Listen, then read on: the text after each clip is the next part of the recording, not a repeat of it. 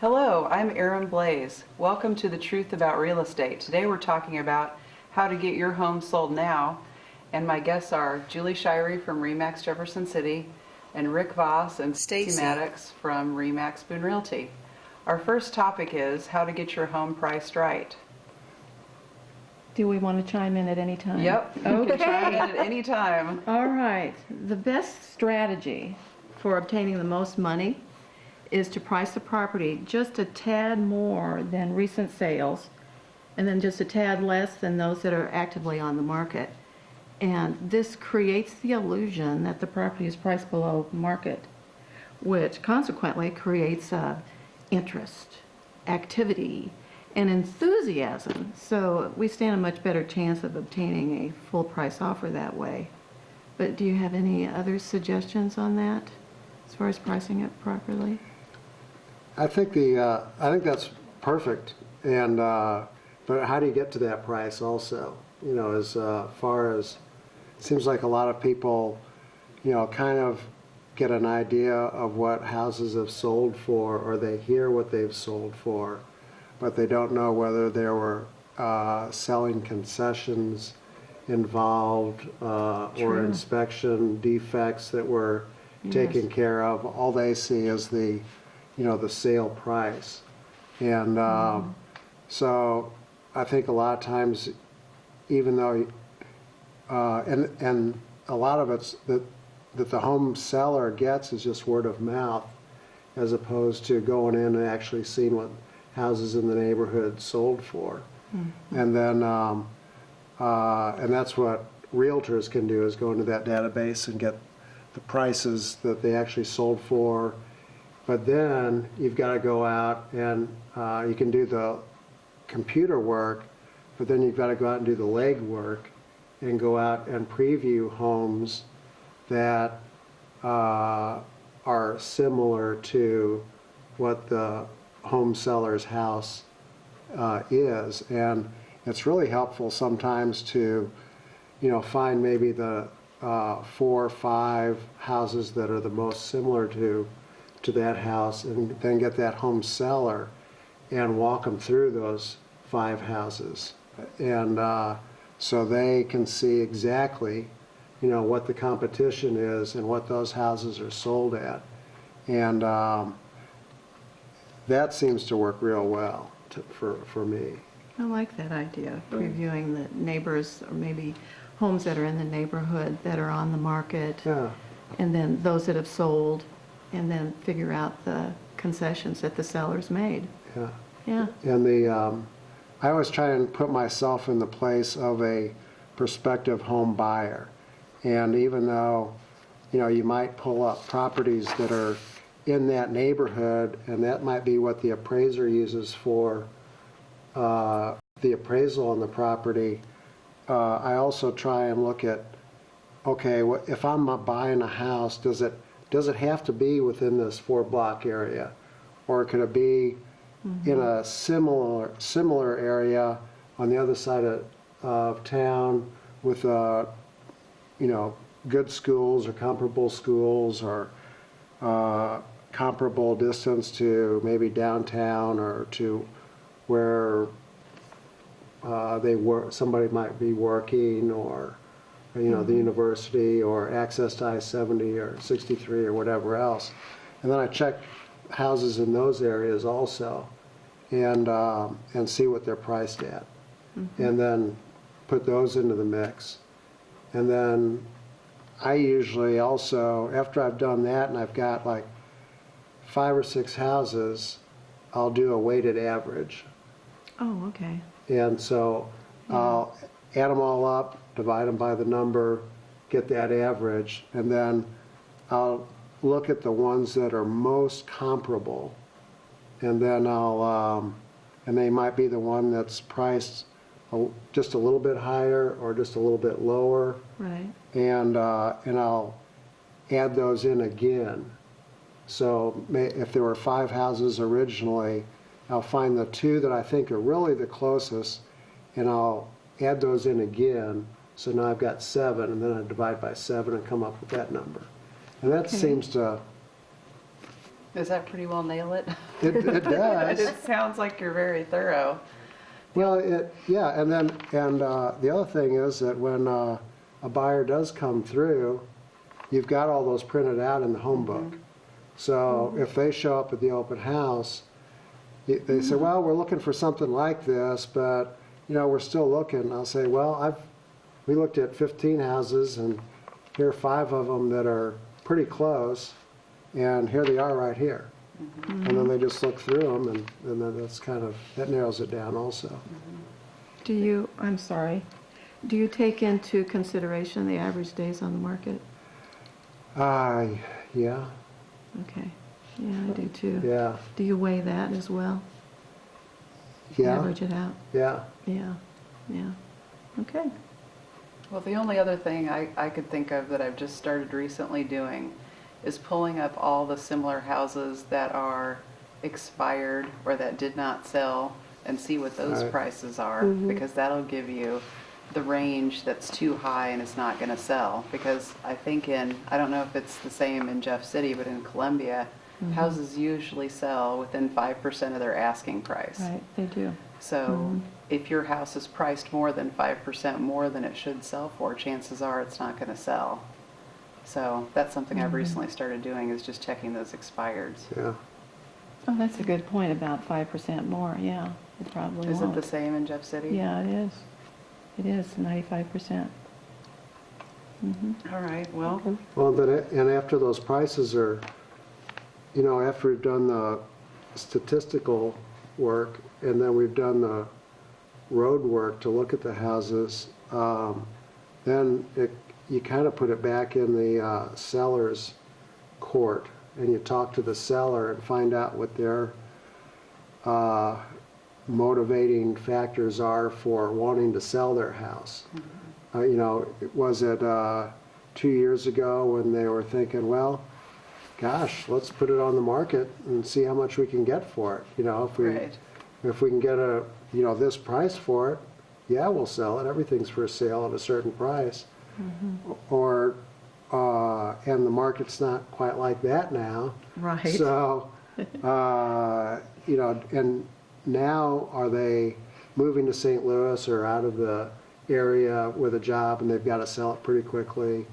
Or are they kind of thinking about doing it? Or, it's kind of what their motivating factors are, and then you can really nail down the price on how quickly they actually want to sell it. And then I usually, if I want to sell it quick, I like your idea of putting it right below some of the ones that have sold.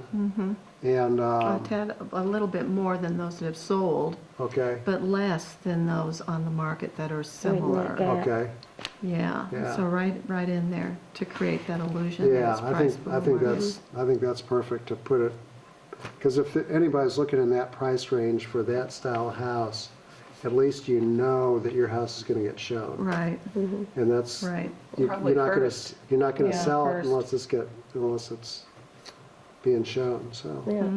And ultimately, it's the seller that decides exactly what that price is going to be. And we've done all this research. This is our job. This is what we do, and we don't have an emotional attachment to your house. Right. Just as any prospective buyer is not going to have an emotional attachment to your house. So a lot of sellers tend to overestimate the value of their house because they have that tie to it. And everything is the way they like it. It's the amenities they like. But you need to think in terms of somebody walking in off the street. It's like they're walking into your house for the first time. They have a whole different perspective. So you need to price it right in the beginning. Otherwise, you're going to lose that initial rush of, prospective buyers that are already actively searching for something. And if you price it too high and a month or two later you bring it down in price, and well, then it's been on the market for a while. And that kind of Right. taints their perspective too. Yeah. So price it right the first time and be done with it, and you can sell quicker. That's true. Even Yeah. if you're a realtor, I know, even realtors can get too much of a personal attachment Yeah. to their house. And Oh, yeah. then even when a realtor's selling their own house, they should probably ask some other agents that they trust what they really think about the Right. price. Yeah, That was the other thing that we were talking about when we were driving around earlier and going down this list, is to get some other realtors that you know you trust and that are your friends, that can come by and honestly, you know, and not do a big written up thing. Just come in and, you know, give you a 10-minute, you know, price. Okay, well, this will sell at this price, or I think I've got a buyer at this price. And you get those, and that's invaluable, Yes. because the closer you get to it, sometimes the less your accuracy is. Yeah. Oh, that's right. It's true. And one of the other things I think people are afraid of is they'll ask themselves, they'll say, gosh, okay, I'm looking at that price, but is it too low? Do you think that you can underprice a house? I mean, I personally don't think you can underprice it, because if it's priced too low, it'll create a bidding situation. Right? Exactly. Or more than one person will want it. That's Yeah. right. Yeah, I believe that too. It will Okay. create a bidding situation. it might come out better. Yeah. And come out better. Yeah. Yeah, that's true. Yeah. All right. Well, is that everything on that topic? On pricing it? Pricing. Yeah, on pricing. Is there anything else? Well, you can't price your house at what you need to get out of it, because that is That's a a good totally point. different thing. Yes. They have nothing to do with what it'll sell for. True. That's true. And it doesn't matter what you've put into it. Mm-hmm. And Right. here in mid-Missouri, we have the classic example of the swimming pool. If you put in a swimming pool, it's probably going to make your house worth less instead of more, because people don't want pools here. Mm-hmm. Right. Yes. All right, Okay. well, Good point. let's talk about the listing contract. How do you decide how long of a listing to take and why? Well, it depends on the property, the time of year, what the market's doing. You know, there's some homes you could walk in and just be sure that you're going to be able to sell it within a month. And others, it might take 6 months, just because of what you're putting on the market right then. So that kind of has a bit of an influence on how long. But you wouldn't, you probably wouldn't take a listing for a month, because even if it was sold in a month, you couldn't get it closed in a month because of the Yeah. buyer's bank time constraints. Yeah, and if you're going to put money into advertising, you want to get some time out of that advertising. Mhm. And you want to have a longer time to sell the house, because then you can recoup all of your expenses from marketing the house, hopefully. Yeah, I usually do 6 months, just because if you look at what the average days of the market are for a house, plus the time to get it closed and inspected, it's probably going to average out around 6 months right now. Yeah. Of course, that's not Yeah. ideal. We like it when it's less. Right. Yeah. But that's what it's doing right now. Mhm. That's just the market. You can't change that. Well, and that's one of the definitions of a buyer's market also, is that homes are on the market for at least 6 months. Oh, is it 6 months? I didn't know when the break point was between sellers and buyer's market. Well, that's kind of what I've heard, because, I mean, around Columbia, you know, a year or a year and a half ago, it was about 3 months, you know, before you'd have a contract. It might not close in 3 months, but usually, you know, you would have gotten a couple of offers, and, you know, 3 months was kind of average, it seems like. But now it's not. It's more like 6 months. And then, and the availability also of other homes. And there's a lot of, you know, there's a lot of inventory out there. There's a lot of things for people to look at and choose from also. That's true. Don't you think buyers look at a lot more houses now than they used to before they decide? Yeah? I think say so. I think they also make more offers.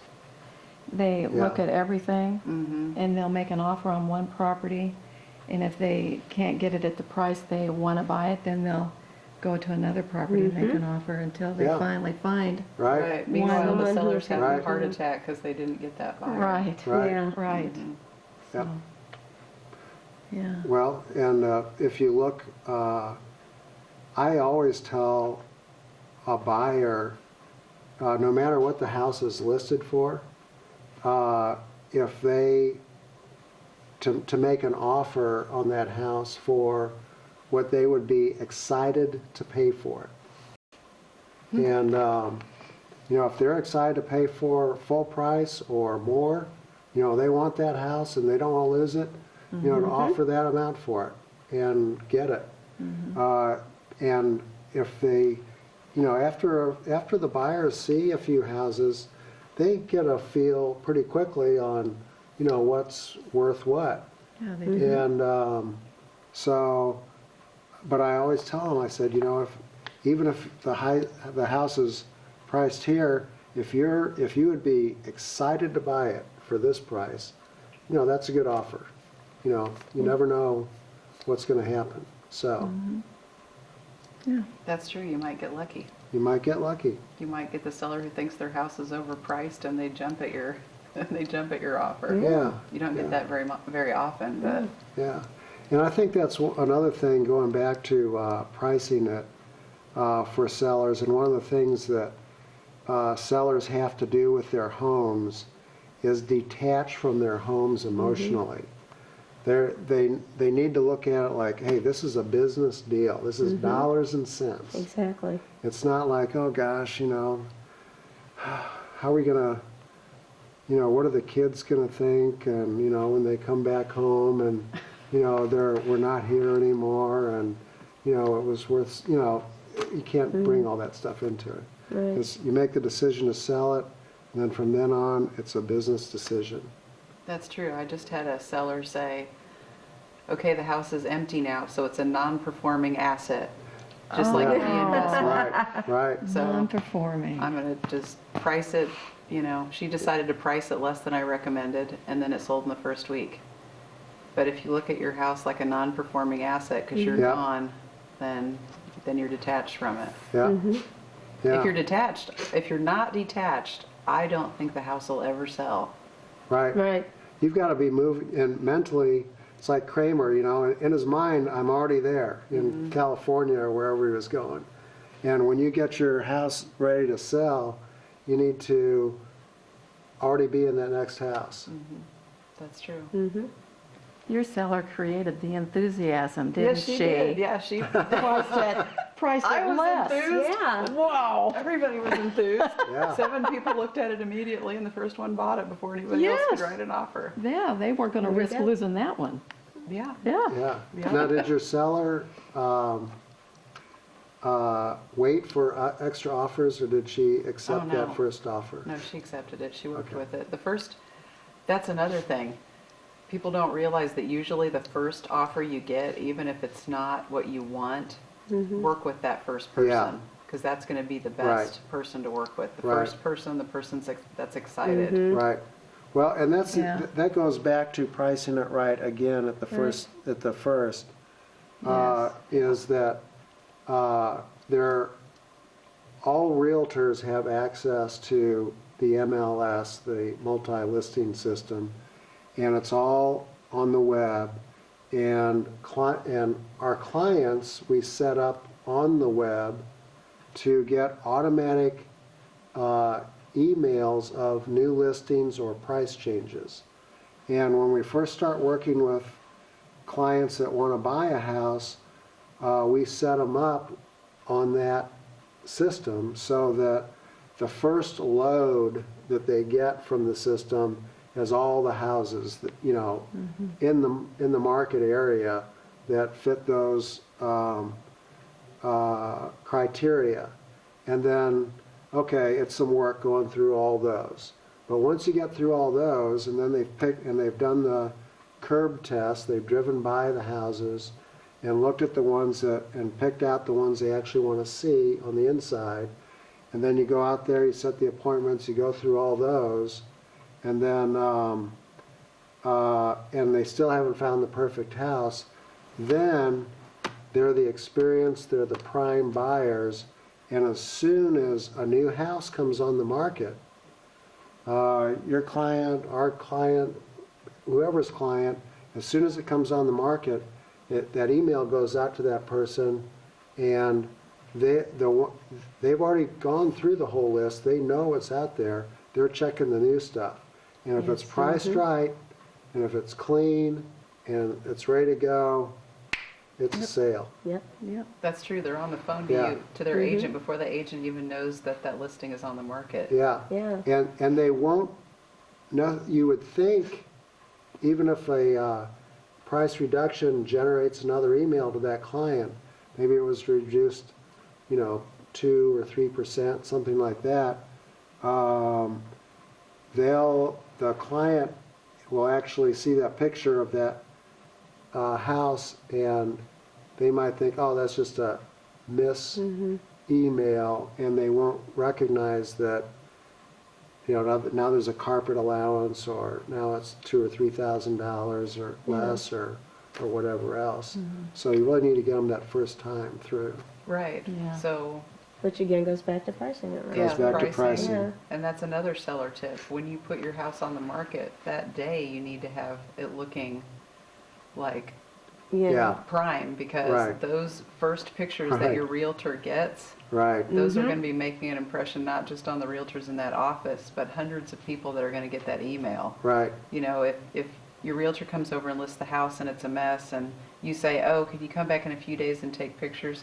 Well, the realtor turns in the listing, and then the buyers get the email and it doesn't have any pictures, and they're like, well, that house must be awful. There's no Yeah. pictures. I don't want to look at it. Right. That can really hurt you. Yeah. So be ready. Or if they've looked at it and then it's been on the market for 3 months, and then the price has been reduced, and then they come in and then they do all these repairs, they put all the new carpeting in, they paint all the walls, they've moved out now, they're in their new house. Yeah. And even then, it's tough to get people back through that if, the carpets, had pet stains all over them.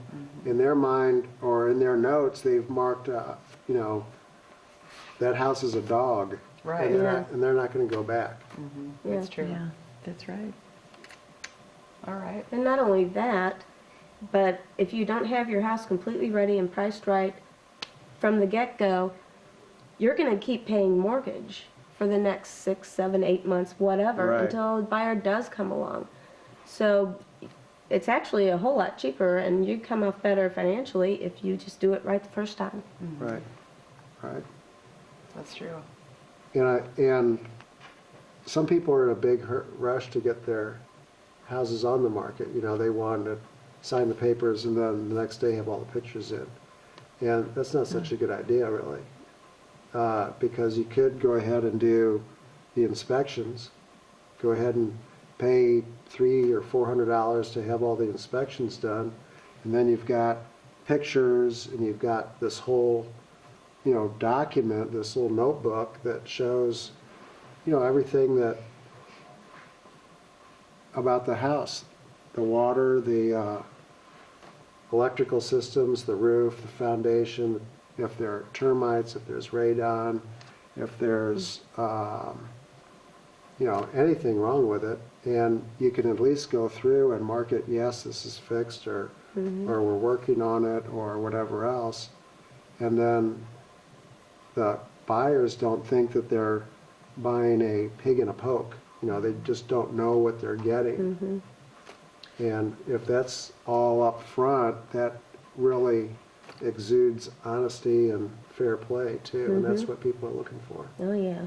I like your idea about the inspection ahead of time. Yeah, If there is a problem with the house, then the seller can fix it and not right, pay exorbitant fees Right. to get Right. it done now. yeah, They can get bids and get the work right. completed. And it becomes a non-issue. Yes. They're not going to come back after closing and say, well, this was a defect in the house that you didn't tell me about.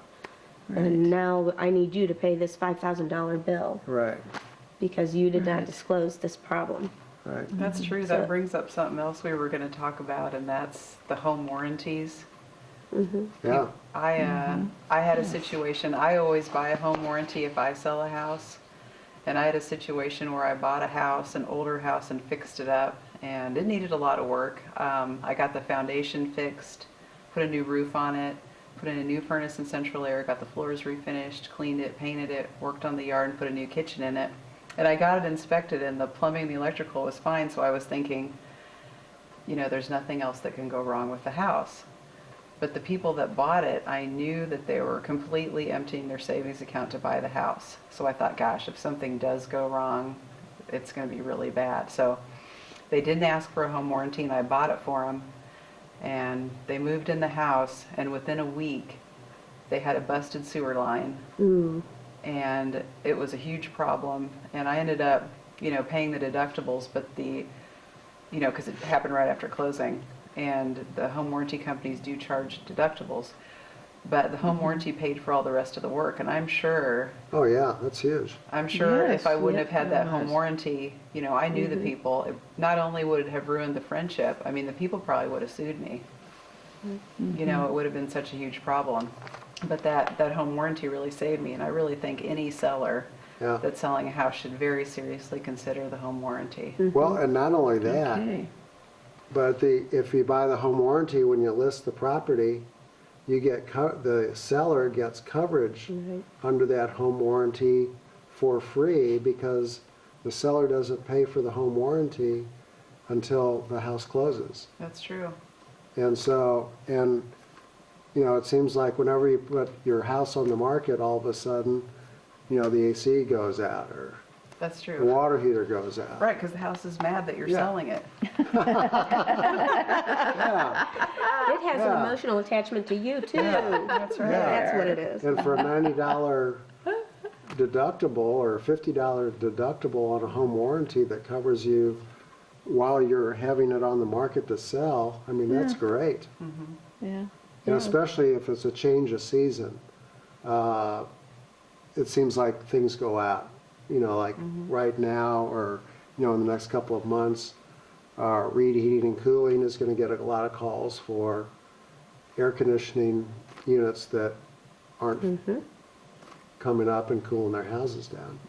That's So- true. And it's very difficult to check an air conditioner when it's Right. 0 degrees Right. outside. Can't do Right. that. Yeah. So, So yeah. there's a lot of that prep work that, That really makes the deal a lot better. for yeah, and everyone. it takes the stress out too, because you can go into it with your eyes wide open instead of, Oh, yeah. laying in bed there with a contract to, sell your house, wondering whether the roof is gonna pass inspection, or the toilets are gonna all flush, or And how much it's going to cost you. or hope the air conditioning kicks on That's when it true. warms up. Yeah. Yeah. And Well, it looks even like- actually with inspections, it's also a good idea to go ahead and do a radon inspection. Because Yeah. there's no pattern to radon. You never know where it's going to show up. Right. And if there is a radon problem and you put a mitigation system in, a buyer's going to come along and see that radon mitigation system's there, and no, they don't have to even worry about it. Right, So it's a non-issue if you have that radon mitigation system in there already. That's true. or you have to have it, and you can reflect that in the price too. Right. And Yeah. then it really becomes, if you take care of all those things or you're aware of them, then it becomes, okay, here's the price of the house, and all the inspection contingencies, about Right. everything that's gonna be there, so it's just, the price, the financing, the closing date, things Yeah. like that are easily negotiated. Yeah, there's That's no right. fear of the unknown. Yeah. Right. Well, it looks like we're out of time. I'm Erin Blaze from The Truth About Real Estate. Thanks for watching. If you have anything you'd like me to cover on the show, please email me at thetruthaboutrealestate@gmail.com.